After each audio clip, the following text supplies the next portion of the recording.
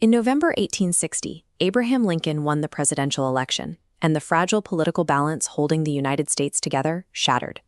South Carolina, convinced this victory permanently empowered anti-slavery forces, quickly seceded from the Union. By February 1861, 5 more states followed suit.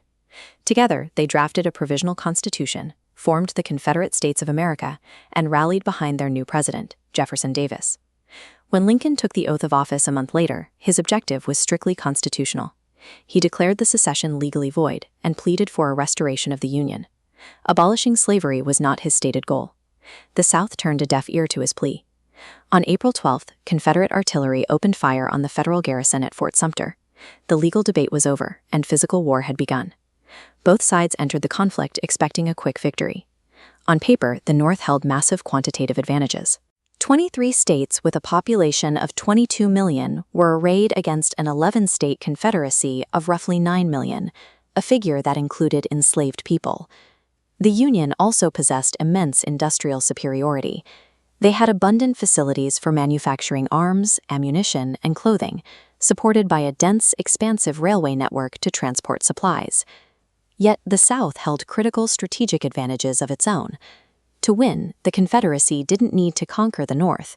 It simply had to survive by fighting a defensive war on its home terrain. They also drew upon a deep military tradition and possessed highly experienced commanding officers. The very first large engagement at Bull Run stripped away the illusion that Northern resources would guarantee a swift end. It proved the conflict would be a protracted, bloody slog. The war quickly split into 2 highly contrasting geographic campaigns, the Eastern and Western theaters. Out west and at sea, the Union secured steady victories. By 1863, a sprawling naval blockade strangled the southern coast of vital European munitions, while Union fleets pushed deep into the mouth of the Mississippi River, capturing the South's largest city, New Orleans.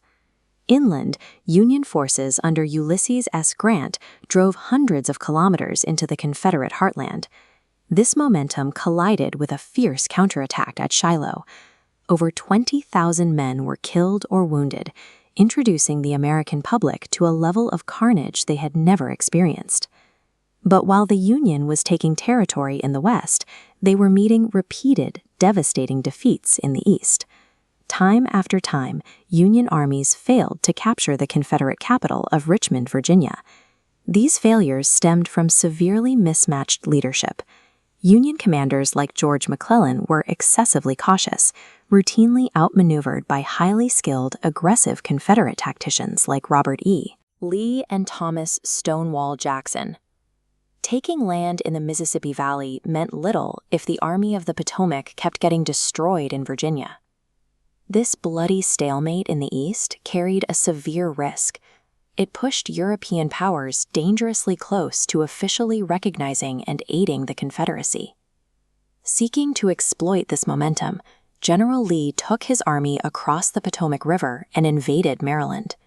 He hoped a decisive victory on Northern soil would shatter the Union's resolve once and for all.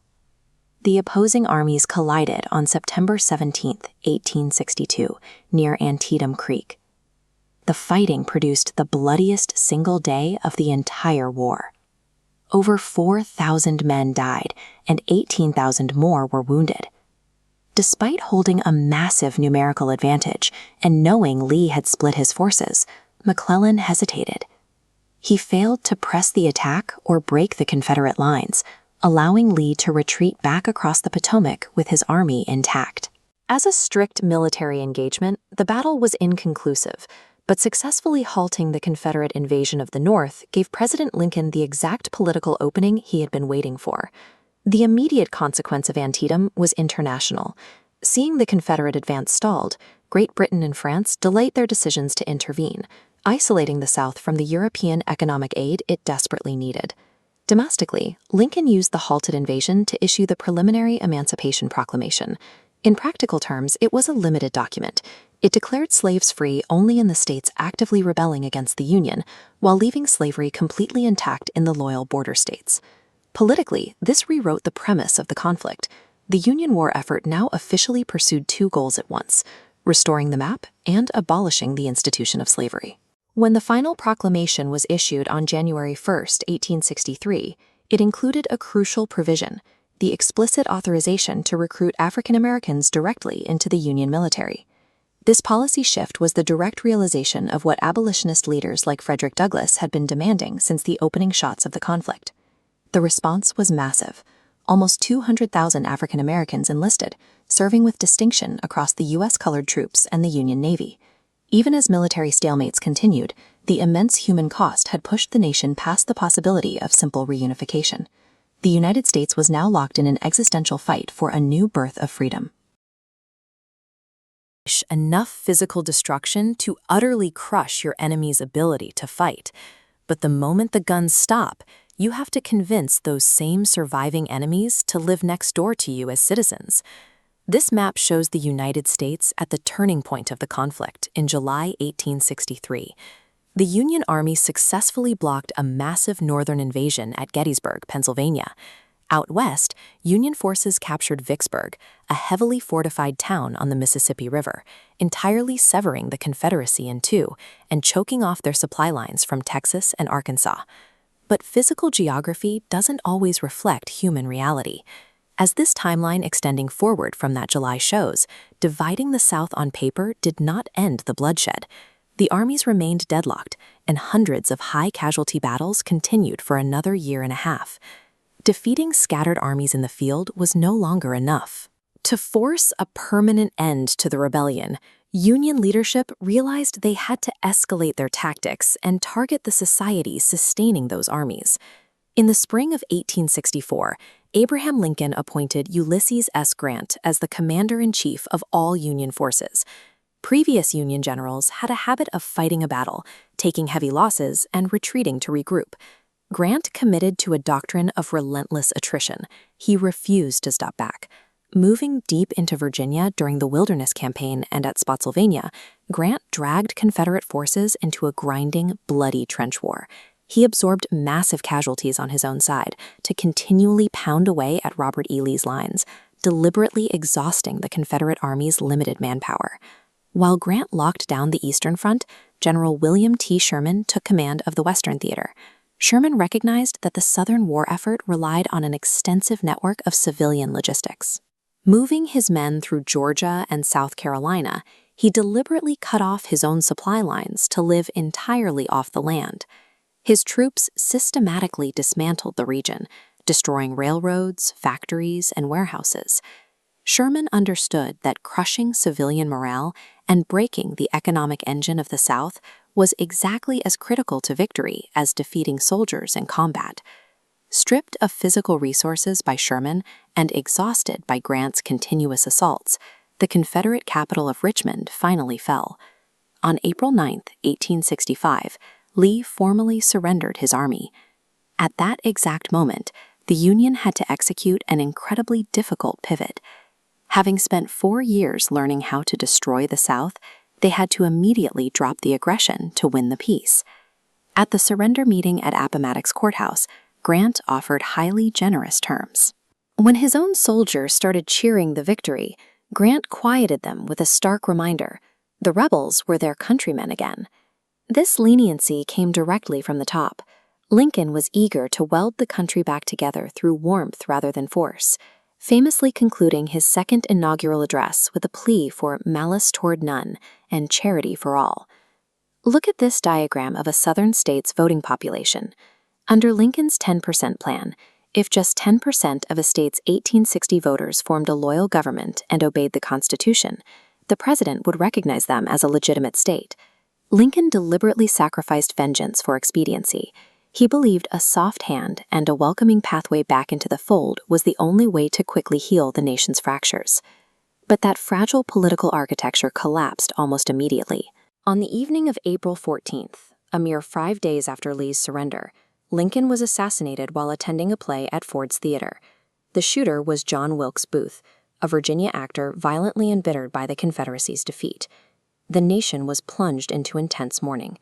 But practically speaking, the sudden death of the president removed the only figure who possessed the political genius and public trust required to navigate the minefield of reunification. The presidency fell to Vice President Andrew Johnson.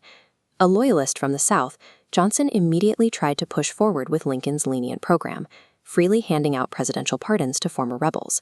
But Johnson lacked Lincoln's authority. His rapid pardons triggered intense friction among Northern lawmakers, sparking a massive internal battle over how the post-war South should be governed. Congress fiercely rejected Johnson's lenient approach. Lawmakers feared that handing out blanket pardons would simply place the architects of the rebellion right back into power, rendering the enormous death toll of the last 4 years meaningless. They also faced an urgent humanitarian crisis concerning 4 million freed slaves. In March 1865, Congress established the Freedmen's Bureau to act as a guardian for African Americans and assist their transition toward economic self-support. By December, the legislature achieved the ultimate legal conclusion to the war's origin by ratifying the 13th Amendment, permanently abolishing slavery across the United States. The surrender at Appomattox closed the military theater of the Civil War, but deciding who would wield power in the South and securing basic rights for the millions of people freed from bondage ignited an entirely different struggle, one that would dominate American politics for decades. This was the reality across the South in 1865. The Union was victorious, and the 13th Amendment had legally ended slavery, but the physical and administrative infrastructure of the region was entirely destroyed. To manage the recovery, President Andrew Johnson, shown here, pursued a policy of extreme leniency. He sought a quick reintegration of the Union, allowing former Confederates to return to power with very few conditions. Southern legislatures immediately used this autonomy to pass Black Codes. These were local laws that required African Americans to sign annual labor contracts and allowed police to arrest anyone without a job, selling them into private service to pay off steep fines. To the Northern public, these codes looked like a deliberate attempt to ignore the Union victory. They saw the South's new legal system as a way to maintain the subjugation of the Civil War era under a different name. Legal abolition ended the title of slave, but the South's racial hierarchy remained intact, finding immediate expression through these new local laws. Infuriated by these developments, a faction in Congress known as the Radical Republicans took control. Led by Thaddeus Stevens, they refused to seat Southern politicians and began a complete overhaul of the Reconstruction process. Congress wiped away the existing Southern governments and divided the region into 5 military districts. Each area was placed under the direct command of a Union general. To end this military occupation, states were forced to meet strict requirements. They had to grant African Americans the right to vote and ratify the 14th Amendment, which guaranteed citizenship to everyone born in the United States. The Freedmen's Bureau expanded its efforts during this time, moving beyond basic aid to build a network of tax-supported free public schools, like the one seen in this photograph. These changes led to a sudden shift in political power. Protected by federal troops, African Americans voted in massive numbers, even winning the majority of legislative seats in South Carolina and Louisiana. Federal intervention had successfully installed an integrated democracy in a region that had been a slave society only years before. For a brief moment, the power of the central government produced tangible, revolutionary results. But this new system faced immediate internal pressure. Reports of corruption and inefficiency in the new Southern governments began to filter back north, slowly eroding the public's confidence in the project. This political tension peaked in Washington, where President Johnson's constant vetoes of civil rights legislation led to his trial in the Senate. This historic chamber was the site of the first presidential impeachment in American history. Johnson avoided conviction by just 1 vote. But the trial signaled a breakdown in the government's ability to act with a single, clear purpose. While Congress focused on political rights, it ignored a more immediate problem: land. Former slaves were granted legal liberty, but they were given no property or resources to support themselves. Without their own land, millions were forced into tenant farming. As seen in this image, families, including children, spent their lives picking cotton on the same plantations where they were once enslaved, caught in a cycle of permanent poverty. Freedom without an economic base left the newly freed population entirely dependent on their former masters. It made their civil rights incredibly easy to target. This dependency became dangerous, as Southern white organizations began a campaign of violence to regain their previous social and political dominance. Groups like the Ku Klux Klan used nighttime terror and assassination to stop African Americans from voting. They were determined to crush the new integrated governments through sheer force. The federal agents sent to stop this violence often failed to intervene.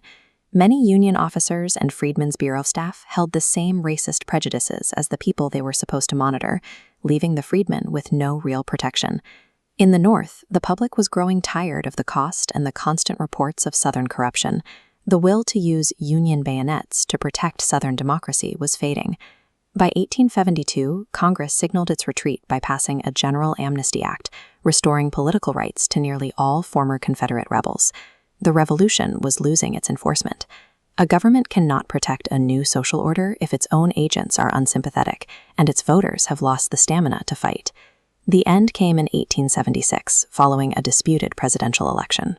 To secure the White House for Rutherford B. Hayes, the Republican Party agreed to a deal that would change the South for the next century. In 1877, Hayes kept his promise and withdrew the last federal troops from the South. The federal government had officially abandoned its responsibility to enforce civil rights. Without federal protection, Southern Democrats quickly seized power. They used intimidation and violence to oust the remaining integrated governments and push African Americans out of public life. A wave of Jim Crow laws followed. States instituted poll taxes, literacy tests, and total segregation, effectively stripping away the rights promised by the 14th and 15th Amendments. Reconstruction successfully rebuilt the region's physical infrastructure, but it collapsed into a sinkhole of racism because the federal government failed to provide either economic independence or long-term security. The failure of this era proves that constitutional rights are hollow without the sustained power to enforce them.